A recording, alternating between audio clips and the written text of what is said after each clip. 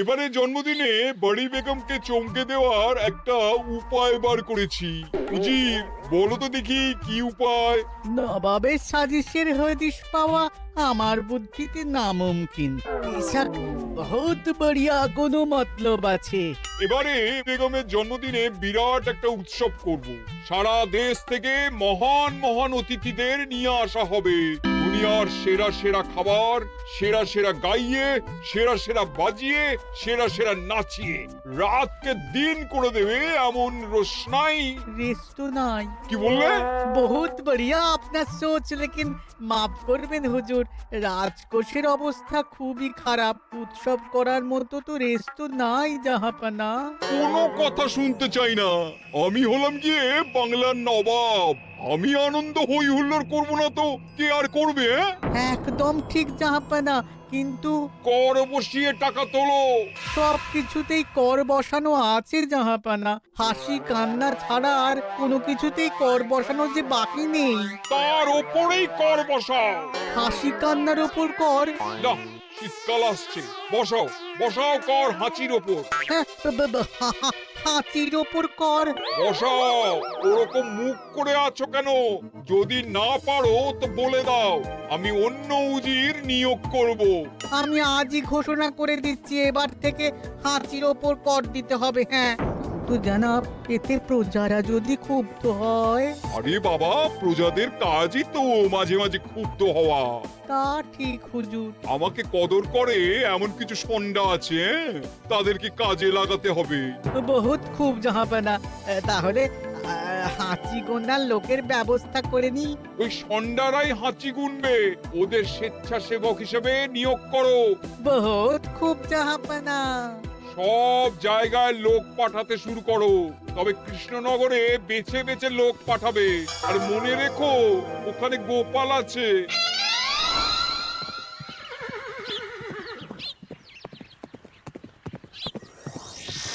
সব জায়গায় কর আদায়কারী পাঠিয়ে দেওয়া হয়েছে জাহাপানা। আপনার কথা মতো তাদের বলে দেওয়া হয়েছে যে আদায় হওয়া করের 10% তাদের বেতন হিসেবে দেওয়া হবে। সুতরাং কর আদায়ে কোনো ঢিলেমি হবে না। বহুত আচ্ছা, বহুত আচ্ছা।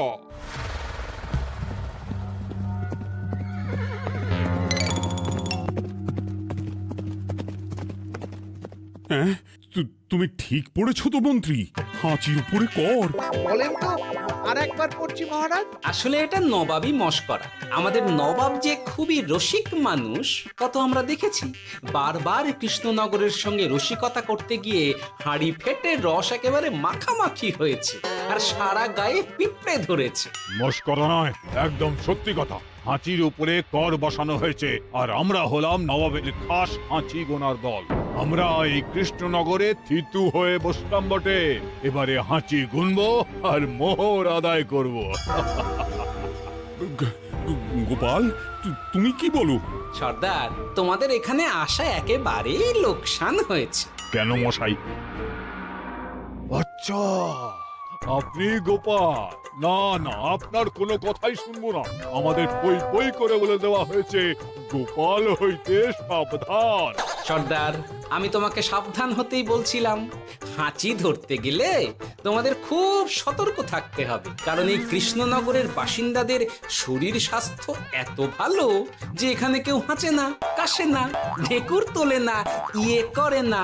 বলেন কি মশাই? এটা তো নবাবকে জানাতে হচ্ছে। যাও যাও, এক্ষুনি মুর্শিদাবাদে ফিরে গিয়ে নবাবকে জানাও। ওরে, কেউ এদের যাওয়ার ব্যবস্থা করে দে। ওই তো হেঁচেছে। হাঁচি এক, পুরো এক মোহর। হাঁচি দুই, দুই মোহর। আরে, এটা তো হাঁচির বাচ্চা, এটা তো ধরলে চলবে না। কেন? হাঁচি হলেই তো হলো। কি করব সর্দার, লিখবো? দেখ, একবার গুনে যখন ফেলেছি পুরো ছাড়তে পারবো না। আধমোহর লেখ। এটা কাশি, কাশিতে কোনো করের কথা নেই। লেখ লেখ লেখ লেখ লেখ। হাঁচি তিন, পুরো এক মোহর। হাঁচি চার।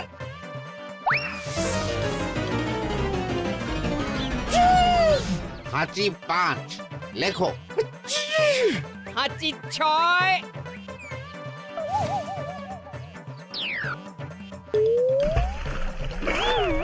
যা ঝাঁকি রে, শুনেছিলাম কৃষ্ণনগরের মন্ত্রীটা মাথা মোটা, প্রমাণ হয়ে গেল। জল থেকে উঠবে যখন ঠান্ডা লেগে হাঁচি তো আরো বাড়বে।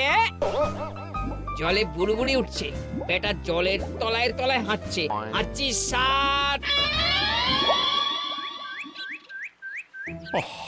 এখনো তো ফিরলো না, বেলা গড়িয়ে দুপুর হয়ে গেল। ভাববেন না রাজামশাই, আমরা যারা যারা এখানে এসেছি সবাই ধড়িবাজ লোক। মন্ত্রীর হাঁচি নিংড়ে নিয়ে ফিরবে। ছি ছি ছি ছি ছি ছি ছি ছি ছি। কি হলো গোপাল? আমরা কৃষ্ণনগরের প্রবাদ প্রতিম আতিথেয়তার অসম্মান করেছি মহারাজ। কেন? কিভাবে? কখন? এখন মহারাজ, এখন এনারা সেই সুদূর মুর্শিদাবাদ থেকে এসেছেন, আর আমরা এতক্ষণ শুধু অন্য কথাই বলে চলেছি, এনাদের আপ্যায়নের ব্যবস্থা করিনি। তাই তো। মহারাজ, আপনি ব্যস্ত হবেন না। এই কে আছো? শোনো, এদের রাজ অতিথিশালাতে থাকার বিশেষ ব্যবস্থা করো। এদের খাবার যাবে মহারাজের পাকশাল থেকে। এদের সব সুবিধে অসুবিধে দেখার জন্য দাস দাসী নিযুক্ত থাকবে। এই চলো হে চলো। আরে দাঁড়াও সর্দার, হ্যাঁ বলুন। তোমাদের তো আবার গোপালের কথা শোনা বারণ। আমার ব্যবস্থায় বোধহয় তোমরা থাকবে না। বাদ দিন তো, আসলে ভয় ছিল আপনার বুদ্ধিকে, আর ভয় নেই। কেমন আগু পিছু বিচার না করেই বলে ফেললেন এখানে কেউ হাঁচে না। বুঝে গেছি, আসলে গোপাল হলো গল্প। চলো হে চলো, ও বড্ড খিদে পেয়েছে। প্রহরী, এই সর্দারের দলের বাকি লোকগুলো এলে এদেরকেও অতিথিশালায় নিয়ে যেও। হ্যাঁ, আচ্ছা। এ কি গোপাল, এই রক্তচোষাগুলোর জন্য তুমি রাজনিবাস আর রাজভোগের ব্যবস্থা করে দিলে? গোপাল কার পক্ষে মহারাজ? এতক্ষণ গোপালের সব কাজ তো কৃষ্ণনগরের বিপক্ষে গেল। ওটাই তো। প্রসাদের রাজভোগে রাখার ব্যবস্থা করেছে, তখন বুঝতে হবে এর মধ্যে একটা ঘোরতর পেঁচ আছে। গোপালই তাহলে বলুক কি পেঁচ। মহারাজ, মানুষ বিলাসের সুযোগ পেলে কাজ ভুলে বিলাসেই ডুবে থাকে। কত সম্রাট মহাসম্রাট বিলাসিতায় ডুবে কত সাম্রাজ্য মহাসাম্রাজ্য ভেঙে টুকরো করেছে। এরা তো নবাবের পাঠানো কিছু মূর্খ বালক মাত্র মহারাজ। এদের রাজভোগে ডুবিয়ে দিলে হাঁচির কথা কি এদের মনে থাকবে?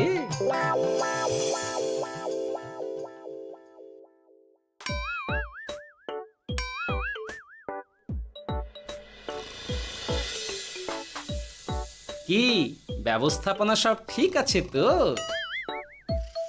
হ্যাঁ হ্যাঁ, খাসা ব্যবস্থা হয়েছে। আপনারা আমাদের অতিথি বলে কথা, আরাম করুন।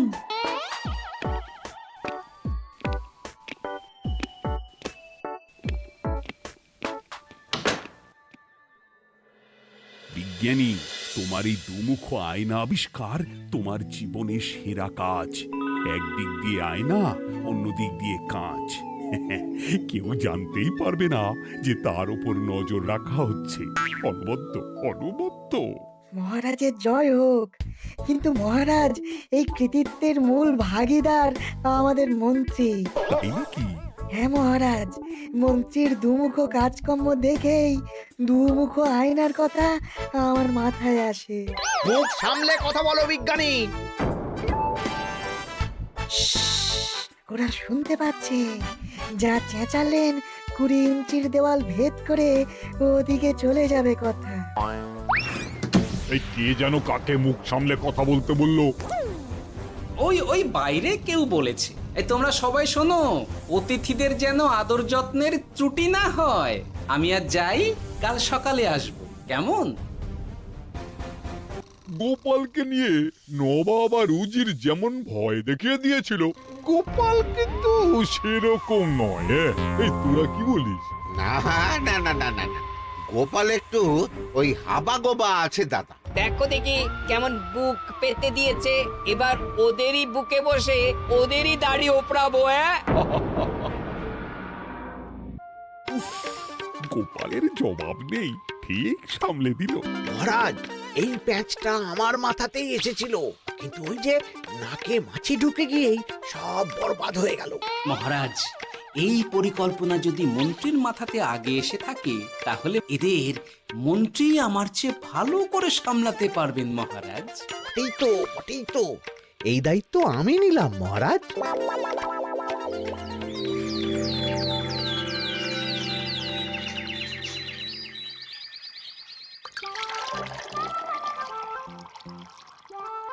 আহা, সকালে ঘুম থেকে উঠে এই রকম বেলের পানা যেন স্বর্গের অমৃত। আছে আছে, আরো আছে। পানীয়, খাদ্য, আরাম, আয়েশ, যত চাও তত পাবে। এ কি, আপনি গোপাল কোথায়?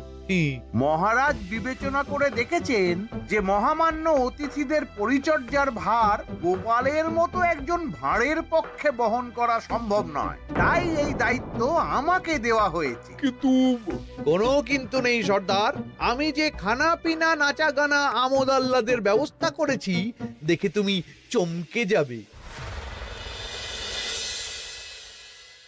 দেখা নয় বিজ্ঞানী, এবার শুধু কাজের সময়। কাল মন্ত্রীর উপর ওদের ভার ছেড়ে দিয়ে কৃষ্ণনগরের যে সর্বনাশটি করেছো, কোনো কাজ করে আর সেটিকে সামলানো যাবে না। হ্যাঁ, আহা, তোমার দেখছি মন্ত্রীর উপরে একটুও আস্থা নেই। ঠিক কি প্যাচ করছো বলো তো? প্যাচের কথা পরে হবে, তোমাকে যত তাড়াতাড়ি সম্ভব হাঁচির ওষুধ আবিষ্কার করতে হবে। হাঁচির ওষুধ? হ্যাঁ, হাঁচির ওষুধ। ওভাবে দেখছো কি বন্ধু, তোমাদের কাজের সব দায়িত্ব এখন আমার কাঁধে। তোমরা আমোদ করবে আর আমি কর আদায় করে তোমার হাতে এনে তুলে দেব। সর্দার, এর মধ্যে একটা চাল আছে মনে হচ্ছে। কি আর আমি বুঝিনি। এখন কি করবে? বিশ্বাস করে আদায় উসুলের ভার এর উপরে ছেড়ে দেবে? পাগল নাকি? মন্ত্রী মশাই, বলো বন্ধু। বলছিলাম আর দেরিতে কাজ কি?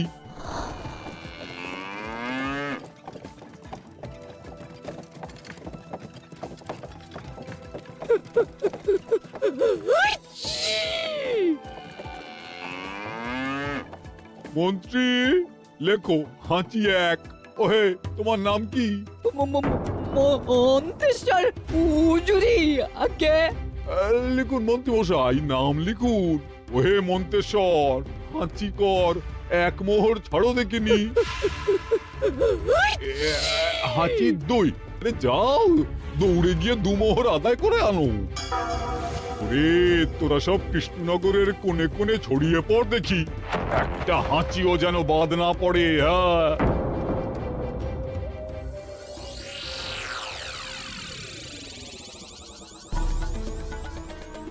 এটা হুজুরে আলাক বর্ধমান, খাম্বাস এবং কৃষ্ণনগর থেকে। চমৎকার চমৎকার। তাহলে গোপাল কিছু করতে পারেনি, আমাদের যুব শক্তি কৃষ্ণনগরকে পুরো নিংড়ে নিয়ে আসছে। মহারাজ কৃষ্ণচন্দ্রের একটা আবেদন আছে জানাব। এই হাঁচি করের 30% যদি ওই রাজ্যকে দেওয়া যায় তাহলে আদায় উসুল আরো ভালো হবে। ওরা বলেছে যে আপনি যদি 30% দেন তাহলে কর আদায় একেবারে জান লড়িয়ে দেবে। মঞ্জুর মঞ্জুর। আর একটা আর্জি আছে হুজুর, কৃষ্ণচন্দ্র কদিন বাদে নবাবকে কৃষ্ণনগরে আমন্ত্রণ জানিয়েছে। কেন? কৃষ্ণনগরের নবাব এবং তার উন্নয়ন উপলক্ষে এক মহোৎসব হবে। সেই সঙ্গে শহরে থাকা ইংরেজদের কাছেও নবাবের সৈন্য বলের এবং নবাব ও কৃষ্ণনগরের মধ্যে পারস্পরিক ভ্রাতৃত্বের সম্পর্কের বার্তাও পৌঁছে দেয়া যাবে। নবাবের অধীনস্থ রাজারা নবাবের শত্রু, এই রকম একটা ধারণা থেকে ইংরেজরা ইদানিং বেপরোয়া হয়ে উঠেছে, তাতে লাগাম উঠবে। বহুত খুব, মঞ্জুর মঞ্জুর মঞ্জুর।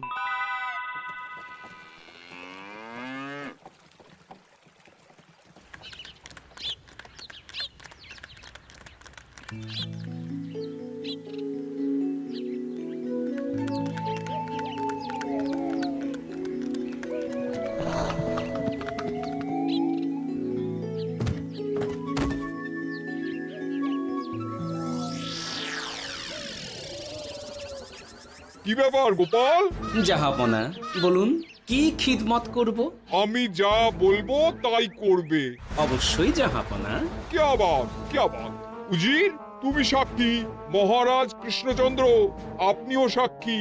গোপাল আমাকে কথা দিয়েছে আমি যা চাইবো তাই করবে। গোপাল, তুমি আমার সঙ্গে মুর্শিদাবাদ যাবে। এখন থেকে আমার দরবারের বিদূষক হিসেবে থাকবে, কেমন? ওরে ওরে ওরে ওরে ওরে তোরা বাজনা বাজা।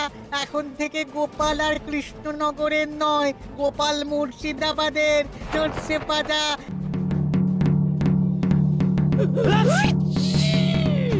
কি হলো? হুজুর, মনে হচ্ছে আপনার সৈন্যদল হাঁটছে। হ্যাঁ? হুজুর, হাঁচিগড়ের বন্যা সব সৈন্য 10-12টা করে হেঁচে ফেলেছে। মানে প্রচুর মোহর হয়ে গেছে আর বাড়ছে বাড়ছে। আমার হাঁচি গোনার দল একটা হাঁচিও বাদ দেবে না। মোহর রাখার জন্য নতুন পোশাকখানা বানাতে হবে হুজুর।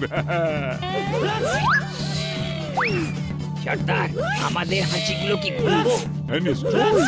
একটা হাঁচিও যেন বাদ না পড়ে। চলুন হুজুর, আমরা এখানে দাঁড়িয়ে থেকে আর কি করব? ওরা হাঁচুক আর হাঁচি গুনুক। চলুন নবাব বাহাদুর, আপনার জন্য কৃষ্ণনগরের রাজাতিথ্য অপেক্ষা করছে। হুজুর, আমার মনে হয় আমাদের কৃষ্ণনগরে এখন আর দেরি করা উচিত হবে না। আমরা সোজা শহরের দিকে রওনা হয়ে যাই। শহরের ইংরেজদের শিক্ষা দিয়ে ফেরার পথে আমরা কৃষ্ণনগরের আতিথ্য গ্রহণ করব। সে কি মহারাজ, নবাবের মতো কর্তব্যপরায়ণ ইনসানকে তার কর্তব্য পালনে বাধা দেবেন না। আমরা ওনার শহর থেকে ফেরার অপেক্ষায় থাকব। ঠিক ঠিক, আমার এক্ষুনি শহরে যাওয়ার দরকার। ইংরেজরা সব নিয়ম কানুন ভেঙে চুরে যা ইচ্ছে তাই করতে আরম্ভ করেছে। বুঝি, সৈন্যদের ডাক দাও, চলো রওনা হই। কিন্তু জাহাপনা, আপনার সৈন্যদের থেকে পাওনা মোহরগুলো এতক্ষণে যা হেঁচেছে, লাখখানেক মোহর তো হয়েই গেছে। ওটা আমরা নিজেদের মধ্যে বুঝে নেব। কিন্তু ওই করের 30% যে কৃষ্ণনগরের পাওনা। পেয়ে যাবে। শহর থেকে ফিরি। আরেকটা কথা, হাঁচি কর ব্যবস্থা এখন থেকে উঠে গেল।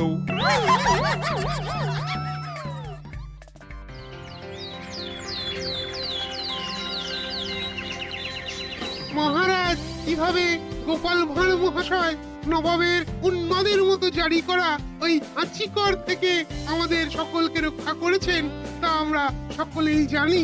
সমাজের তরফ থেকে তাই গোপালকে সামান্য উপহার।